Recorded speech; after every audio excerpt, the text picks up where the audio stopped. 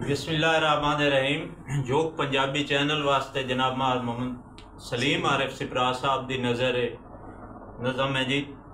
कि किबला असा वाले टिब्बे रेत दे ते जंगल दिते वड बदे चक ते मौजे ते नारा लइयां कड असा आन वसाइयां जोकां ते बन गए आप वसेब असा सजदे कीते रब नू ते हो गए तौबा तैब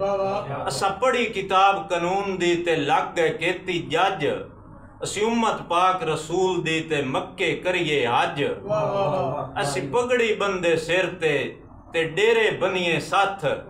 असी करदे अपनियां वाइयां साडे सोने वर्गे हाथ ते जेड़ा सानू आखे जांगली अकल दा थोड़ा ओ जेड़ा सानू आखे जांगली अकल दा थोड़ा ओ साडी बोली वारिस शाह दी जेड़ी दिल नू लैंदी मोह साडी बोली वारिस शाह दी जेड़ी दिल नू लैंदी मोह ते अज सैन सदैंदी ओ मार साहब अज सैन सदैंदी ओ जैनू चुल्लियों दित्ती अग असी दुर ना याब आए मखना असी जलिए सुच्चे नग बट सब असी राखे मां दी बोली दे ते हाजिर साडा खून जेड़ा बोले बोल पंजाबी असी उस दे आए ममनून ताजीबे अनस नवेकली जिथे वगण पांच दरिया ताजीबे अनस नवेकली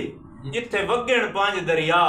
असी जपदे नाम हुसैन दा साथे राजी पाक खुदा।